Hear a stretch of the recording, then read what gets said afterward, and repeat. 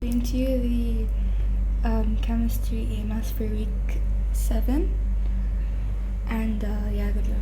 Okay, so here, which of the following are NPK fertilizers?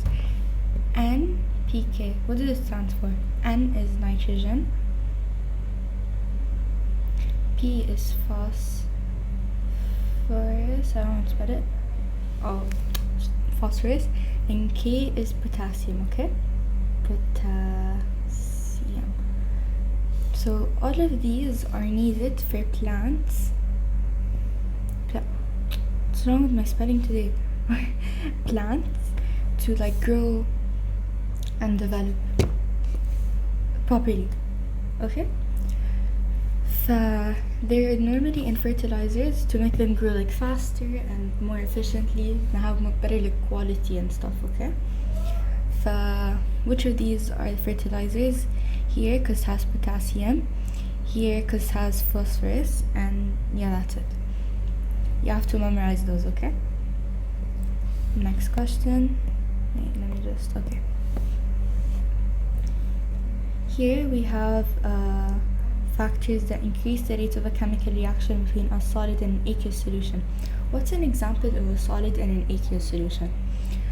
Let's say I want to add sugar to my tea, this tea, okay? So what factors can I do to increase the rate of this chemical reaction? Well, firstly I can increase the surface area of the sugar, instead of adding a whole cube I can add grains of sugar. That would make it dissolve faster. Another thing would be increasing the temperature of the tea to make it dissolve faster. Also increasing the concentration of the aqueous solution, which is the tea, because if I add more tea it would make the sugar dissolve faster. What else? Adding a catalyst, okay? And a factor that increases the rate for gases, pressure and volume, that affects it. An increase in pressure makes it faster, a decrease in volume makes it faster, makes the chemical reaction with gases faster, okay? By the way, it's increase in pressure because increase in pressure, decrease in volume, because pressure and volume are inversely proportional. So an increase in pressure means a decrease in volume, and a decrease in pressure means an increase in volume. Okay, back to this. Factors that would increase the rate of the chemical reaction: increasing surface area, increasing temperature, increasing the concentration of the aqueous solution, and adding a catalyst. But not pressure or volume, because those only affect gases. Okay, so let's check the choices now. Increasing volume, that's wrong because it's for gases. Increasing temperature, that's correct. Increasing concentration of aqueous solutions, aqueous reactants, addition of a catalyst, and increasing the surface area of solid reactants. Okay, here, ammonia is produced industrially from nitrogen gas and hydrogen gas by a process called the Haber process. Okay, so from where can we get the nitrogen? We can get it from air, in case they ask you, because air is 78% nitrogen. And hydrogen, we can get it from water, and we can get it from a bunch of places. Also nitrogen, but it's mostly in air. Okay. You have to memorize this equation, by the way, for the periodic, because they could ask you to balance it or something, or write it in the written part, or type it. Okay? Okay, so what's the temperature and pressure need to be? What does this temperature and pressure need to be for this chemical reaction? Temperature should be 450 degrees Celsius. Pressure should be 200 atm, which is 20,000 kilopascals. atm to kilopascals is times 100, by the way, in case they ask you.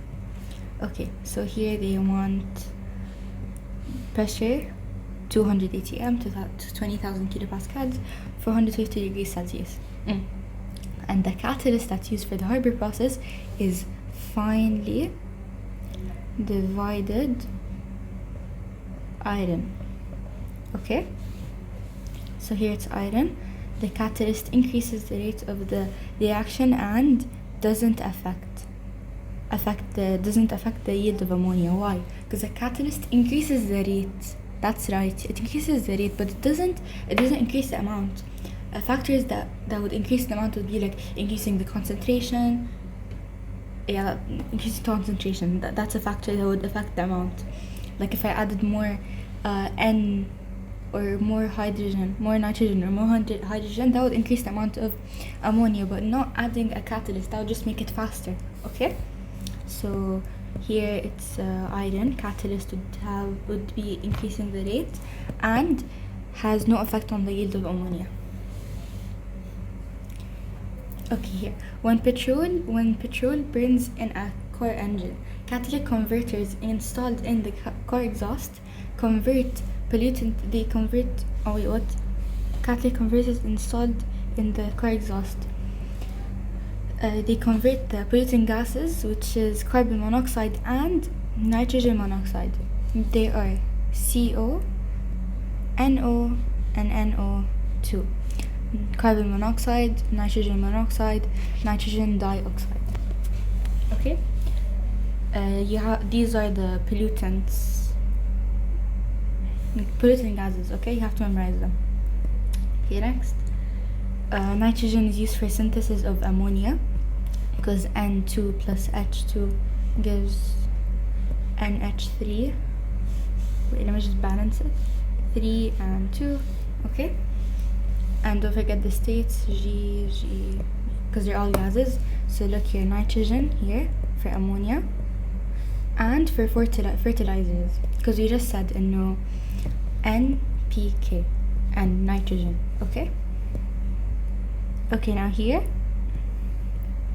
the Chatelier principle. What does this principle say? It says whenever there's an impulse change, like for example, if I have the equation 2H2 plus O2 to give H2O, if I have this equation and my impulse change, like the change that I made, was increasing the amount of H2, what would equilibrium do? Equilibrium would do the opposite. It would partially counteract my impulse change, which is decrease the amount of H2. So it would go forwards. مش صح. If we go forward, it would increase the amount of H2 and decrease the amount of H2. If we go forward, it would increase the amount of H2O and decrease the amount of H2. Okay? So now let's look at these examples, questions. As temperature decrease, let's look at the equation first, Here we have the heat in the reactants. So the forward reaction would be endothermic. Endothermic means it takes in heat. So obviously the heat would be in the reactants. But if we go backwards, the reaction would be exothermic because it would release heat. Exothermic means releasing heat. So if my impulse change was decreasing the temperature, equilibrium would increase the temperature. How? By going to the exothermic side, which is backwards, and the concentration of SO3, which is here, would increase. So backwards and increase. And here, let's look at the equation first. Look, the heat is negative. Heat content is negative. If it's negative, that means it is exothermic. How? Because remember how we used to do reactants, heat content of reactants minus heat of the products, and then obviously if the product has more than the product heat is higher than the reactants, then the answer would be negative, because a small number, for example 1 minus a big number 4 gives me -3. Negative. So exo. Okay, so as we were saying, here it is exothermic because it is negative. And then as the temperature increases, so if my impulse change was increasing the temperature, equilibrium would decrease the temperature by going to the endothermic side. So we said the forward reaction is exo, backward endo. So it would go backwards, because look, equilibrium would decrease the temperature by going to the under side, so it go backwards, and the concentration of CO2, which is here, would decrease because we're going to the opposite side, so decrease, backward and decrease. Okay, now here if I removed Cl2, if my imposed change was to decrease the amount of Cl2, equilibrium will increase the amount of Cl2 by going to it, so it would go backwards, and the concentration of SO2 Cl2 would decrease because it's going to the opposite side, so backwards and decrease. Then here, if my imposed change was increasing the amount of SO2, equilibrium would decrease the amount of SO2. How? By going to the side opposite of SO2. So here's SO2, gonna go to the opposite side. So the amount of SO2Cl2 would increase. So it will go forward and increase. Forward, increase. Okay. Here, use the Chatelier's principle, which says if I did an imposed change, equilibrium would partially counteract it. Okay, so if I increase the pressure, that's my imposed change, equilibrium would decrease the pressure, decrease the pressure. And how do I know which side it goes to, left or right, forward, backwards? It goes to the side with the least amount of gaseous moles. Look here, gaseous, okay? So here we have a solid, so we're gonna ignore that. 1 mole, no change. Why? Because they are equal. Here we have 2 moles, and here we have 2 plus 1, 3 moles. This one's bigger, so we're gonna go to the left side, backwards. Here it's 2 plus 1, which is 3, and then here 2. This one's bigger, so we're gonna go forward. And then 1, 2, 2, and 1, 2, 2, equal. So no change. So no change, backward, forward, no change. No change, backward, no change, forward.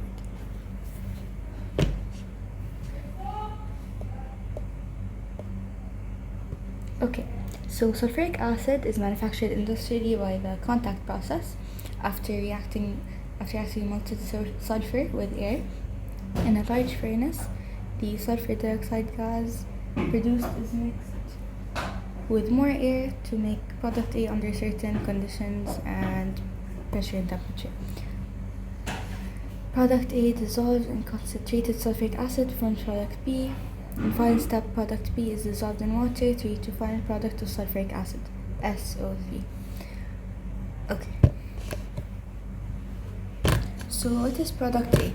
Product A, here, we have to memorize the equation, look. SO2 plus O2 gives SO3. Wait, let me just balance it. So here, 3, 2, wait, am I doing it right? Wait, let me check my copy. Wait, I did something wrong. So it's 2SO2 plus O2, 2SO3. Okay? You have to memorize it like that. But here we're just gonna write SO3 for this one, okay? And by the way, look, product B, in case they ask us for it, it's going to be H2S4O7. Okay? You have to memorize all these 3 equations.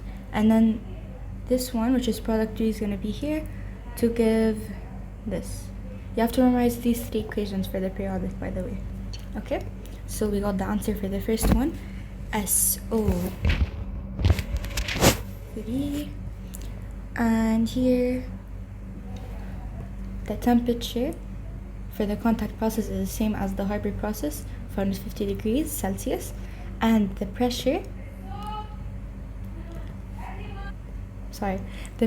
is 2 atm which is 200 kilopascals. Okay, so let's look for the answer here. 2 atm, and yeah, okay. The catalyst is vanadium pentoxide, or V oxide. V is the Roman number for 5, and its equation is V2O5. Okay, you have to memorize it in case they ask us to write it in the written part for the periodic. Okay, here you should know this by now. We did it like 3 times in the AMS. So 1, 2, 3, 4.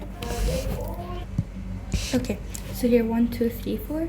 4CH plus 1 C double bond C plus 1 Cl. You don't have to do this. You can do this quickly in the calculator, by the way. But I'm just writing it here so you can understand, in case you don't. And then here we're gonna write minus 1, 2, 3, 4, 4CH plus 1 CC plus 2 CCl. And then here the CH is 413. Okay, so we're gonna put this in the calculator. CH is here 413, so 4 times 413. Do this with me, do it in the calculator. Yalla, 4 times 413. Okay, so as I was saying, 4 times CH, so okay, wait. 4 times 413 plus 602, which is a C double bond C here, plus CL, which is here 240. Okay, so the reactants 494, sorry, minus, we're gonna now solve for the products, which is here, this one.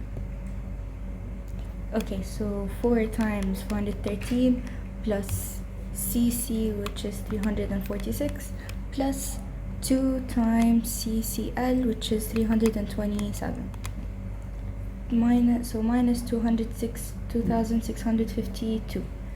So the answer is going to be 2494 minus 2652.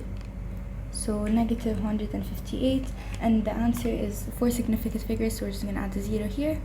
That's the answer. So negative 158.0. Okay, here, based on the collision theory, a decrease in temperature decreases the rate of the reaction because the number of effective collisions decreases. By the way, in the written part, if they ask us about the temperature, make sure to state 3 stuff. 1, an increase in if they increase the temperature, there's going to be an increase in kinetic energy, and an increase in increase in collisions, and an increase in effective collisions, which leads to an increase in the rate. Okay, you have to state all of these 3 to get the mark if they ask you about temperature in the written part. Okay, now here, okay, we have to use both of these equations to get this equation to get the heat content for it. Okay, so here we have NO. Which equation has NO? The second one. So NO plus O3, I'm just writing this one down, NO plus O3 to give NO2 plus O2, and what's the heat content? Delta H is equal to negative 122 kilojoules. Okay, now let's look for the O2. Oh, it's already here and here, so let's skip it for now, because look, we already wrote it here and here. So let's skip it for now. And then the NO2, it's in the second equation, but we can't use an equation twice for the heat content. We can't use it twice. We're just gonna try to use this one. Okay, so in this equation that I just wrote, is there anything that we need to remove that is, because it isn't here? It isn't in this original equation? Yeah, the O3. How can I get rid of the O3? By flipping this equation, this one. If I flip it and divide by 2 to make the coefficient of O3 1. So O3 to give 3 over 2 O2, but now I'm gonna flip it. So 3 over 2 O2 to give O3. Why do I flip it? So I can cancel this and this. And look, 3 over 2 is the same as 1 over 2. So the coefficient here for O2 is 1, so 1 minus 1. Now there's half O2 left in the reactant side. So NO plus half of O2 to give NO2. Is that the same as the original equation, which is here? Yes. Now let's add the heat content. Negative 122 kilojoules plus. Here we flipped the equation, so we changed the sign, so positive, and we divided the equation by 2, so we're going to divide the heat content by 2. So 427 divided by 2. We're going to just add these two. 122 plus 427 over 2. The answer is, oh wait, I didn't add the negative, sorry. The answer is 91.5, and they wanted the sign, so it's positive 91.5. Here, positive 91.5.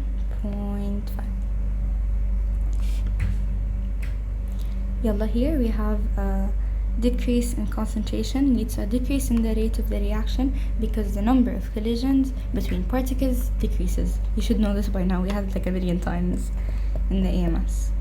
Okay, and then here, you have to memorize this. Let me just write them quickly.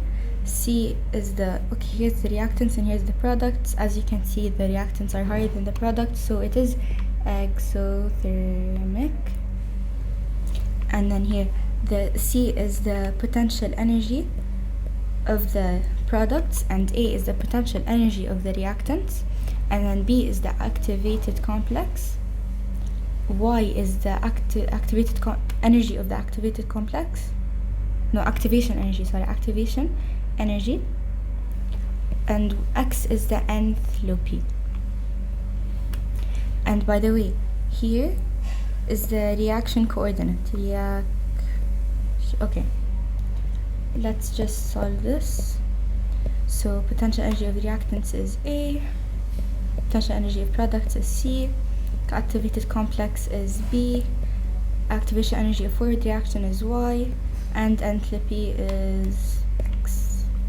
Okay, so what here for B they were asking about a catalyst. Obviously, you know, a catalyst decreases the activation energy. صح, we know إنه Y is the activation energy, so it decreases it. It starts from the same point, but then here it's decreasing and then it ends at the same point.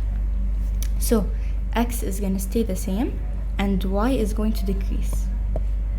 X is going to remain constant and Y is going to decrease. Reaction is exothermic because the reactants are higher than the products. Finally, last question. Okay, so here they made 3 different experiments of equal masses of excess calcium carbonate. So calcium carbonate is the excess reagent. And then here there's HCl. So if this is excess reagent, so this one is limiting reagent. We know if there's a decrease in the limiting reagent, it will cause a decrease in the product, which is the volume of which is CO2. So there's gonna be a decrease in the volume of CO2. Okay, and then here, let's use this. So we know HCl is the limiting reagent, and here in the graph we have C, which is lower. There's a lower volume of CO2 rather than A and B. Why? This is probably because they lowered the amount of limiting reagent, which is HCl. B is less steep, which is further from steep. Wait, 1 sec. Steep means closer to the y-axis. The steeper a graph is, it's faster. So A is obviously steeper than B because it's closer to the y-axis. So A is faster than B. Okay, so lower temperature would be B. A lower concentration of hydrochloric acid, which is limiting reagent, would be C. And using lumps, يعني rather than powdered calcium carbonate يعني decreasing surface area would be B. Addition of a catalyst making the reaction faster, A. Bismillah.